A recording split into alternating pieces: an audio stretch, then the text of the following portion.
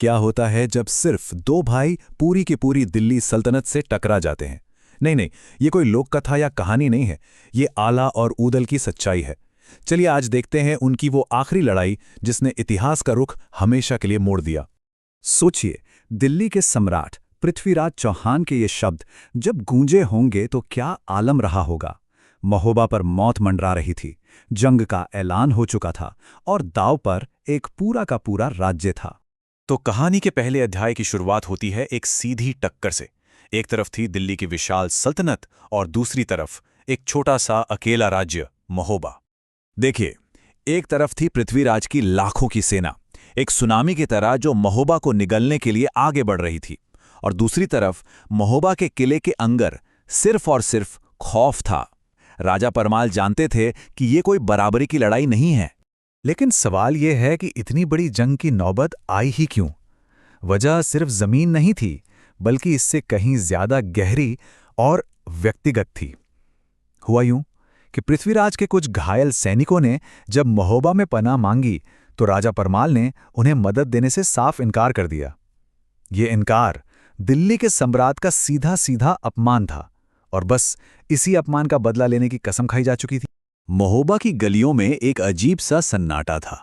हर कोई जानता था कि अंत बहुत करीब है, पर फिर भी हर दिल में एक ही सवाल था, वो दो भाई कहाँ थे जिनके सिर्फ नाम से ही दुश्मन की रूह कांप जाती थी। आल्हा और ऊदल कहाँ थे? और इसका जवाब यकीन मानिए किसी ने सोचा भी नहीं था। महोबा की सबसे बड़ी ताकत, उसके सबसे महान योद्धा उस वक्त अपनी ही धरती की रक्षा के लिए मौजूद नहीं थे। क्यों? क्योंकि उन्हें किसी और ने नहीं, बल्कि खुद उनके राजा परमाल ने अपने घमंड और अभिमान में देश निकाला दे दिया था। और वो दोनों भाई महोबा छोड़कर कन्नौज के राजा जयचंद की सेवा में चले गए। तो अब कहानी एक ऐसे मोड़ पर पहुंचती है जहां उन निकाले हुए नायकों को वापस लाने के लिए एक आखिरी हताश कोशिश की जाती है। जब पृथ्वीराज की सेना ने महोबा को चारों तरफ से घेर लिया और सारे रास्ते बंद हो गए, तब रानी मल्हना ने एक आखिरी दांव खेला। उन्होंने एक खत लिखा। एक दूत अपनी जान हथेली पर रखकर कन्नौज के लिए निकला, ये संदेश लेकर कि तुम्हारी मातृभूमि दिल्ली के पैरों तले कुचली जाने वाली है। अब सोचिए, आल्हा और ऊदल के सामने क्या दुविधा रही होगी। एक तरफ वो राजा था जिसने उन्हें अपमानित करके राज्य से निकाल दिया था, और दूसरी तरफ वो मिट्टी थी जिसने उन्हें जन्म दिया था। ये फैसला व्यक्तिगत अपमान और मातृभूमि के कर्तव्य के बीच था। इस मुश्किल सवाल का जवाब दिया छोटे भाई ऊदल ने। उन्होंने कन्नौज के राजा जयचंद से बस इतना कहा, महाराज, राजा तो आते जाते रहते हैं, पर धरती, अपनी मातृभूमि हमेशा वहीं रहती है। और बस ये कहकर वो दोनों भाई उस मिट्टी का कर्ज चुकाने के लिए निकल पड़े जिसने उन्हें जन्म दिया था।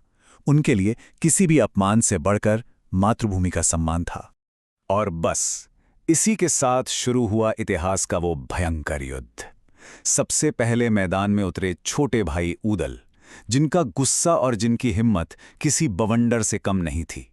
ऊदल अपने घोड़े पर सवार होकर दुश्मन की फौज में ऐसे घुसे जैसे कोई भूखा शेर भेड़ों के झुंड में घुसता है। वो एक इंसान नहीं, एक तूफान लग रहे थे। उन्होंने अकेले ही पृथ्वीराज की सेना की पहली कतार को चीर कर रख दिया। पृथ्वीराज चौहान ये मंजर देख चुका था। वो एक बहुत बड़ा रणनीतिकार था, और वो ये समझ गया था कि ऊदल को ताकत से नहीं, सिर्फ धोखे से हराया जा सकता है। इसलिए उसने एक जाल बिछाया, एक ऐसा चक्रव्यूह जो खास तौर पर ऊदल को फंसाने के लिए ही बनाया गया था। ये अब युद्ध नहीं था, ये एक सोची समझी साजिश थी। ऊदल, वो उस चक्रव्यूह को भी लगभग तोड़ चुके थे कि तभी युद्ध के सारे नियम, सारी मर्यादाएं ताक पर रख दी गई। जब ऊदल का ध्यान सामने लड़ रहे दुश्मनों पर था, ठीक तभी पीछे से धोखे से उन पर वार किया गया। एक कायरतापूर्ण हमला, और वो अजेय योद्धा जमीन पर गिर पड़ा। ऊदल के गिरते ही दिल्ली की सेना में जश्न का माहौल बन गया। वो खुशी से चिल्लाने लगे, पर उन्हें क्या पता था कि ये जश्न बहुत जल्द मातम में बदलने वाला है, क्योंकि अब बारी थी बड़े भाई आला की। ये खबर आला तक एक तीर की तरह पहुंची।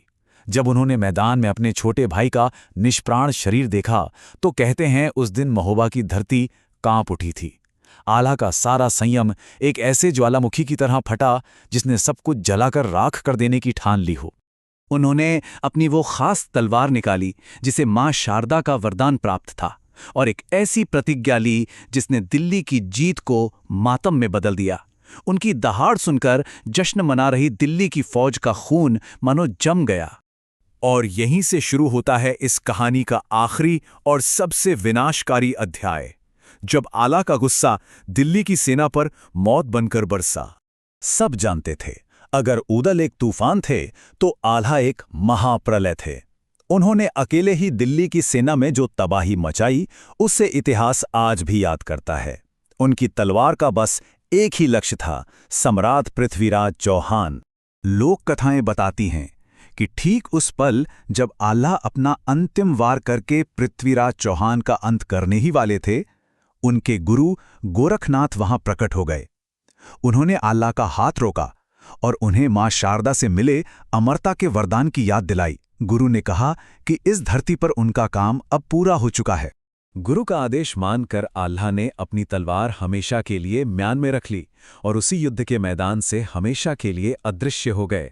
आज भी बहुत से लोग ये मानते हैं कि वो महान योद्धा अमर हैं, और उनकी ये कहानी सबसे बड़ा सबक है कि एक सच्चे योद्धा के लिए निजी सम्मान से ऊपर हमेशा मातृभूमि का सम्मान होता है। तो इन महान योद्धाओं के बलिदान के बारे में आपका क्या सोचना है? हमें नीचे कमेंट्स में जरूर बताइएगा। और अगर आप भारत की ऐसी ही अनसुनी वीर गाथाओं में दिलचस्पी रखते हैं तो हमारे इस सफर से जुड़ना बिल्कुल न भूलें। चैनल को सब्सक्राइब करें।